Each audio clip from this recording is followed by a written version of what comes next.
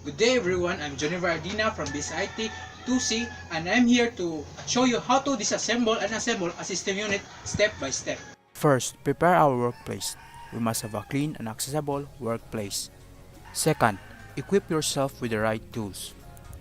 A screwdriver and a container for our screws and small parts that will remove. Place an static mat and wear an anti-static wrist strap to prevent electrostatic discharge that can damage our components.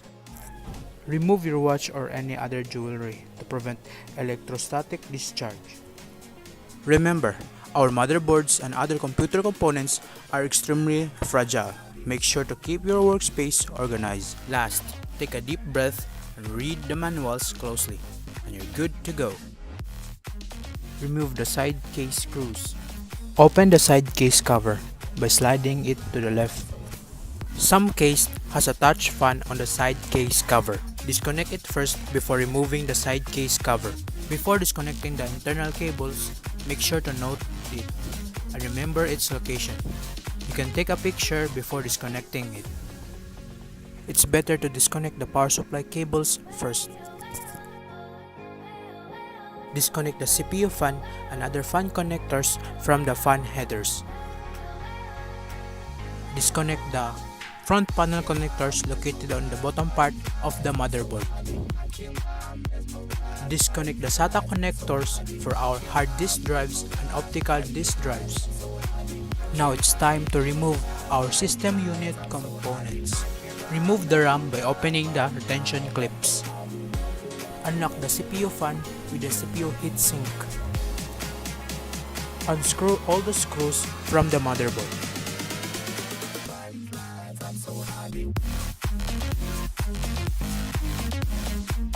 Put the screws on the container. Make sure to label it where it belongs. Safely remove the motherboard. Hold it by both sides. Remove the PSU screws and then slightly pull the PSU and then remove it. Unscrew all the screws for the hard disk drive, then remove it. Unscrew all the screws for the optical disk drive, then remove it. Unscrew all the screws for the SD card reader, then remove it. Now it's time to remove our front panel case. Remove the screws for the front panel case, then pull it. Remove the CPU located in the CPU socket. Just unlock the latch holding the processor and remove the processor.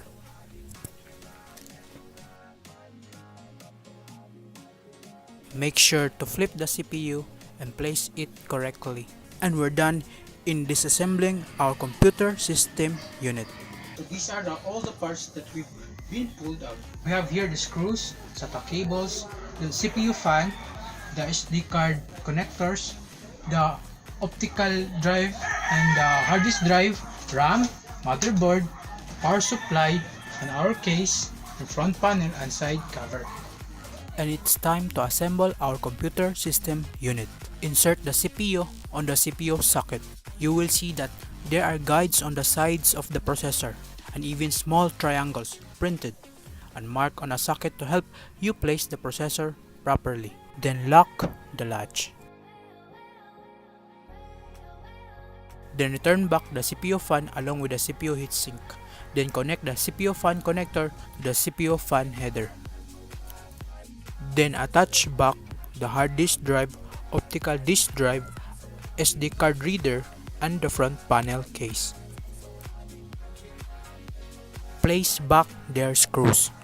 Make sure you use the right screws for each components. Attach the motherboard back. Place the screws back and make sure that it's properly seated. Then attach the PSU back. Put back its screws. Then reconnect all the PSU cables, SATA cables, front panel cables, and RAM.